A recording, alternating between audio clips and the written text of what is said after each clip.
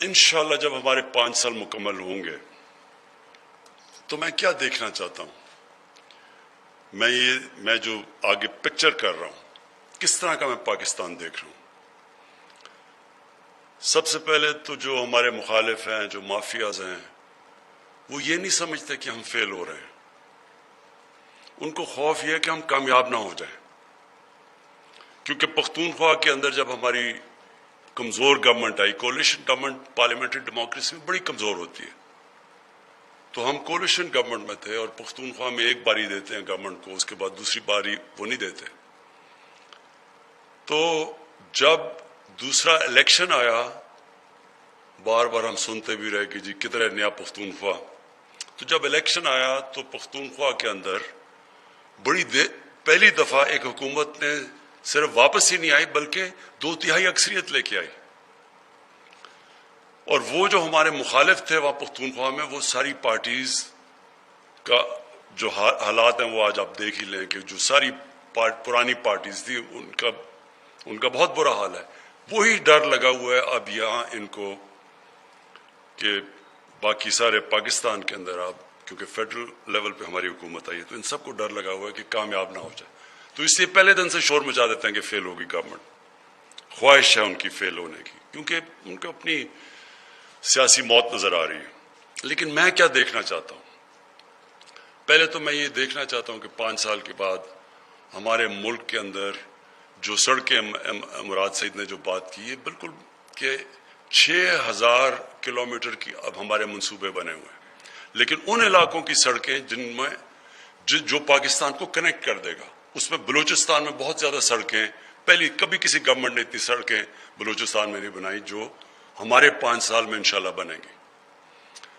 اس کے علاوہ جو میں چاہتا ہوں کہ جو 2 چیزیں جس کے اوپر میں بار بار کہتا ہوں کہ ایک قوم جب عظیم قوم بنتی ہے تو اس کی بنیاد 2 چیزوں پہ رکھی جاتی ہے، اور یہ جب ہم مدینہ کی ریاست کی بات کرتے ہیں تو وہ 2 چیزوں کے اوپر وہ ایک ریاست کھڑی ہوئی تھی جو دنیا کی سب سے بڑا انقلاب آیا تھا دنیا کی تاریخ میں۔ تو ایک تو قانون کی بالادستی، اس ہمت بڑا سمپل ہے، تحریک انصاف، انصاف کی تحریک، کہ سب، انصاف کا مطلب سب قانون کے سامنے ایک برابر۔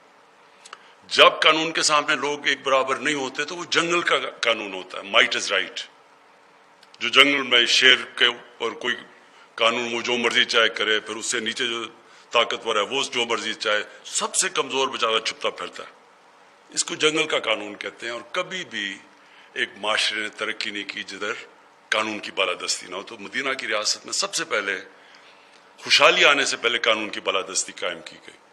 اور یہ جو سارا شور مچا ہوا ہے آپ نے، یہ جو سارے مافیاز، کبھی کوئی مافیا کھڑا ہو جاتا ہے، کوئی بلیک میل کرتا ہے، اس کا صرف ایک مقصد یہ ہے کہ اپنے آپ کو قانون کے اوپر رکھنا چاہتے ہیں، یہ بلیک میل کرنا چاہتے ہیں کہ ہم نہیں تو تمہاری گورنمنٹ گرا دیں گے، لیکن اگر ہمیں این آر او نہ دیے یا پریولیجز نہ دیے یا امیونٹی نہ دی۔ دوسری جس کی وجہ سے قوم اٹھتی ہے وہ ہے انسانیت کا نظام۔ فلاحی ریاست دنیا کی تاریخ میں پہلی دفعہ مدینہ کی ریاست بنی تھی۔ یہ جو 2 چیزیں ہیں یہ بنیاد ہیں، باقی بھی چیزیں ہوتی ہیں، لیکن قوم نے اگر اٹھنا ہے تو اس میں یہ 2 کوالٹیز ہونی چاہیے۔ اس کے بعد وہ آٹومیٹکلی جب قوم کے اندر انسانیت کا نظام آتا ہے تو وہ اپنے لوگوں کی تعلیم بھی دیتی ہے، بچوں کو تعلیم دیتی ہے، وہ سب کچھ کرتی ہے، لیکن سب سے پہلے اس میں رحم ہونا چاہیے کہ کمزور طبقے کو ہم نے اوپر لے کے آنا ہے۔ تو اوپر آنے کے لیے یہ ریکوائرمنٹس ہیں 2 جو کہ مدینہ کی ریاست میں، طاقتور کو قانون کے نیچے لے کے آؤ، نچلے طبقے کو اوپر اٹھاؤ، فلاحی ریاست بناؤ۔ تو میں کیا دیکھنا چاہتا ہوں پاکستان میں 5 سال کے بعد؟ میں یہ دیکھنا چاہتا ہوں کہ یہ جو بڑے بڑے مافیاز ہیں ان ساروں کو قانون کے نیچے لے کے آؤں، ان کو پہلی دفعہ پاکستان میں رول آف لا قائم کریں۔ رول آف لا کا مطلب ہوتا ہے قانون کی حکمرانی۔ جو جنگل کا قانون ہے اس میں طاقت کی حکمرانی ہوتی ہے۔ اگر کسی نے کلاسک ایگزامپل دیکھنا پاکستان میں کیا ہوا، 90 کی دہائی میں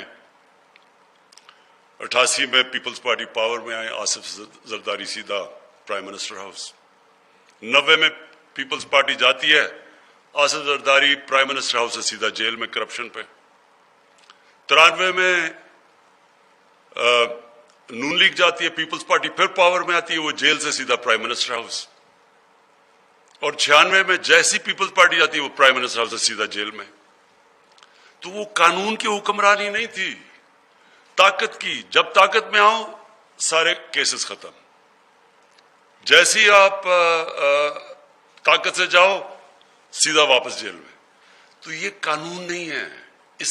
तो ये जंग लड़ी जा रही है, तहरीक इंसाफ, कानून की जंग। तो ये मेरा सबसे बड़ा है कि इंशाअल्लाह बड़े बड़े माफियाज को कानून के नीचे लेके आएंगे। ये मेरा पहला ऑब्जेक्टिव है। और दूसरा ऑब्जेक्टिव ये है कि जो अपने कमजोर तबके को हम ऐसा उठाएंगे जो कभी पाकिस्तान में पहले नहीं उठाया। मसलन सबसे ज्यादा प्रॉब्लम होता है लोगों को जब एक गरीब घराने में बीमारी होती है, और फिर कानून के अंदर जो हमने कोशिश कर रहे हैं कि आगे पख्तूनख्वा के अंदर तो आगे सिविल प्रोसीजर कोड को चेंज करके इसमें इस्लाहत की हैं। पंजाब में आने वाली है थोड़ी, उसमें इस वक्त कहीं अदालत में चैलेंज हुआ है। कोशिश ये है कि अब जमीनों के केसेस हैं वो 50-50 साल लग जाते हैं, तो ये नया सिविल प्रोसीजर कोड के से 1 साल के अंदर केस का फैसला होना पड़ेगा। तो इससे भी एक बहुत बड़ा इनकलाब आएगा जो अब तक नहीं आया। तो इंसाफ मिले लोगों को, आम लोगों को तालीम मिले और एक मौका मिले उनको ऊपर आने का। और फिर जो 2 बड़े शोबे हैं, इंडस्ट्री और एग्रीकल्चर, इसके अंदर अभी भी पाकिस्तान की इंडस्ट्री जिस तरह आज उठ रही है, मैं दावे से कहता हूं कि 50 साल के बाद पहली दफा पाकिस्तान की इंडस्ट्री उठ रही है। जो इंसेंटिव्स हमने इंडस्ट्री को दिए हैं, लार्ज स्केल मैन्युफैक्चरिंग के अंदर जो ग्रोथ हो रही है, ये सारे जो हमने इंसेंटिव्स दिए हैं, आप देखते रहें कि ये 5 साल के बाद हमारी इंडस्ट्री किधर जाएगी, रोजगार कितना मिलेगा। और इंशाअल्लाह जो आखिर में मैं कहना चाहता हूं, हमारा जो एहसास का प्रोग्राम है, हमने अब पूरा डेटा कंप्लीट कर लेंगे अपने गरीब सारे पाकिस्तान के घरानों का। तो जो निचले तबके के घराने होंगे उनको डायरेक्ट सब्सिडीज दिया करेंगे। मसलन अगर गंदम की कीमत ऊपर गई तो जो ये गरीब घराने हैं उनको हम फिर सब्सिडीज देंगे कि उनको अगर कीमत ऊपर भी गई, क्योंकि सारी दुनिया में सारी कमोडिटीज की कीमतें ऊपर गई हैं, तो हम कम से कम उनको प्रोटेक्ट करें अपने गरीब घरानों को। एक पूरा हमारे पास डेटाबेस आ गया और इंशाल्लाह आप देखेंगे कि हमारा जो आप एहसास का प्रोग्राम जिसके अंदर हम अब डायरेक्ट सब्सिडी दे सकेंगे गरीब घरानों को। अगर मतलब बिजली महंगी होगी तो उनको बिजली की सब्सिडी दे देंगे, अगर गंदम महंगी हुई, चीनी महंगी हुई, तो हम उनको डायरेक्ट सब्सिडाइज करेंगे ताकि अपने निचले तबके को हम उसकी हिफाजत करें, उसकी मुश्किलें कम करें उसको, ताकि मौका मिले उनको हम गुर्बत से निकालें।